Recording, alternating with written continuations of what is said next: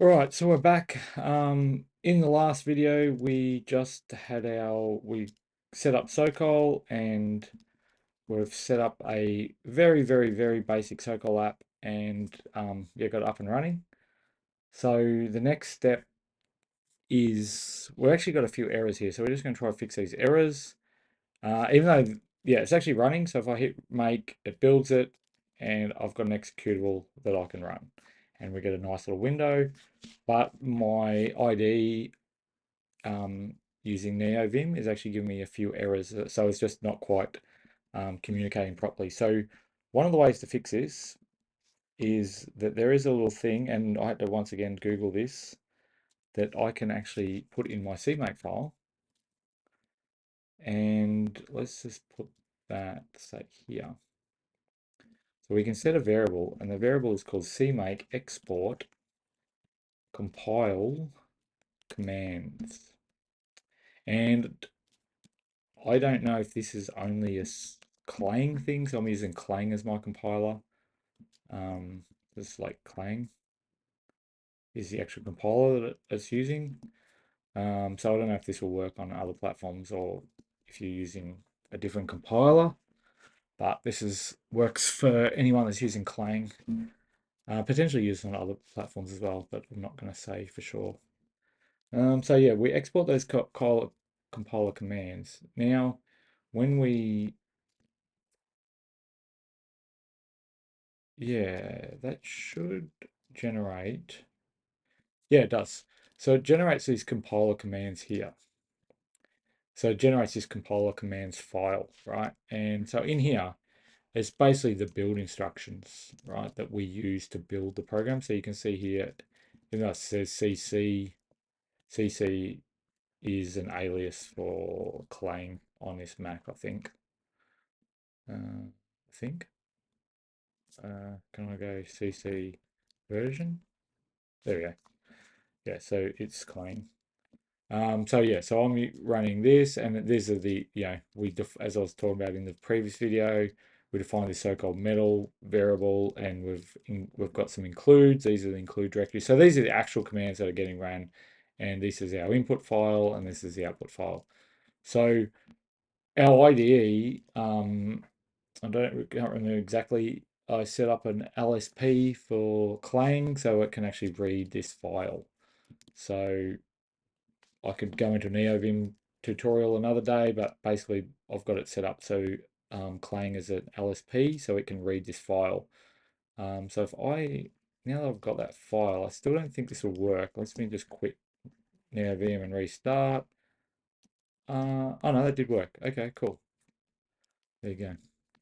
Yep, so that's working. So I can now hover over these like this struct and hit GD, go to definition, and actually go straight into there and view the source. So it's very, very, very nice. Um, yeah.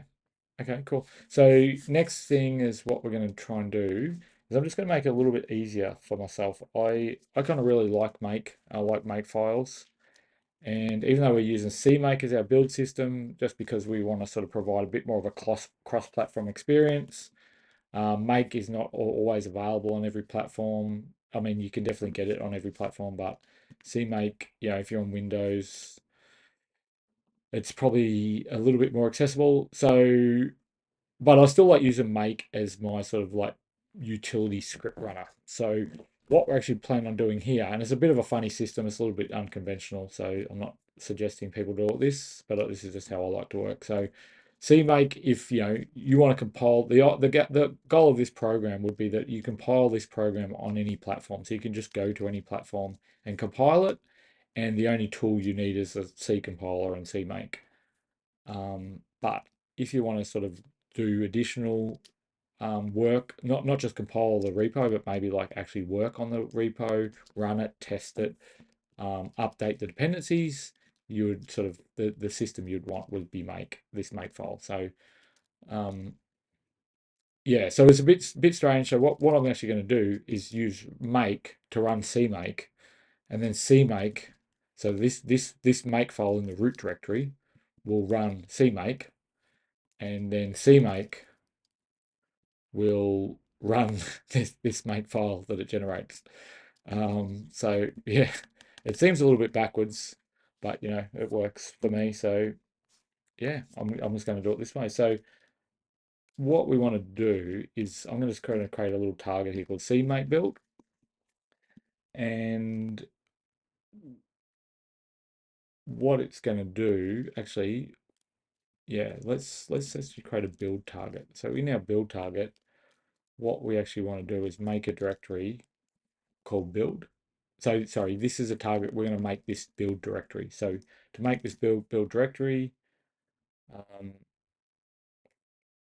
yeah, we're gonna make the directory build, and then we're gonna CMake it and build it. Um, so how does this work? So let's sort of do this step manually, and then we'll make the makefile for it. So I'm just going to remove the build directory for a start. So the first step is to make the build directory. So in the previous video, I was cding into the build directory and calling back, but what you can actually do instead is you can run CMake and say -b and specify the build directory. But you have to make it first. So we CMake it and we say the build directory is build. Okay, and then that has now put all the files into the build directory. So you can see there, but we want to stay in the root directory. So then from there, we can actually now say CMake, and we can say -build, and so we actually want to build the contents in the build directory. So this is basically running the makefile in the build directory. So the build directory is build. So there's a lot of building going on in this, but that's what you get with CMake. And there we go. And we built it. And then from there, from the build directory, we can run our executable. And you can see there we go, and it's running.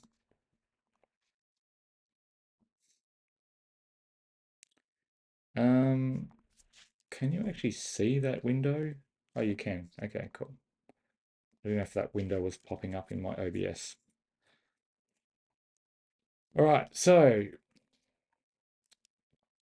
yeah, so we're just basically I just want to put all those steps into a make file just because yeah, CMake it is sort of like a lot of steps and you sort of forget what they are. Well, I do. So we've got a build step and we're going to have a CMake build, which will be the second step. So we want to do the build first, so that sort of creates the build folder, and then from there we're going to run CMake. Sorry, we're going to make CMake, and we're going to pass that build and build. So, and then I'm just going to put a little thing up here, all. So all, it's just a bit of convention in make. It's sort of like the first task. So if you just run make without passing a target, it'll just run this one. So by default target, I want to be the CMake build. So now if I just run, let's actually remove that directory one more time. Okay, so the directory's gone. We hit make, and yeah, there we go, that worked. So it created the directory, ran CMake build, and then ran, yeah, so I actually hid that command. So this @ symbol doesn't show the command that it runs because I just want to hide that. So then when I run make again, it just runs it. Yeah, and then the other one I want to do is run. I like to, so before we run it, we're going to make sure that it's built using CMake, and I don't want to show the command of run, but we're going to, from the build directory, we'll run this ImGui demo. I think it was what it was called. So now I can say make run, and we've got our program. Okay, cool. So that's just a little crazy backwards sort of way of calling CMake, calling make. But yeah, I mean with CMake you don't have to use make. You could use Ninja. There's a Ninja build system, so I think you can pass like a -ninja flag, and then that will build using Ninja. So and there's other build systems that you can use as well. So yeah. Anyway, that's just a little trick that I'm doing. So you'll see when I make run, you know what I'm doing. Okay. I will see you in the next video.